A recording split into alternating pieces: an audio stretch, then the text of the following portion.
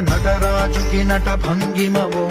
ధీంతన తోంతన శంకరునికి సంకీర్తనవో ఈశ్వరుడే అనునిత్యం తనలో తలచుకునే ఓంకారమువో శివ హృదయం కరిగించే ఆ పంచాక్షరివో మదిలో మహాదేవుడినే కొలువుంచగా కైలాసమువో అతని పాదము చందన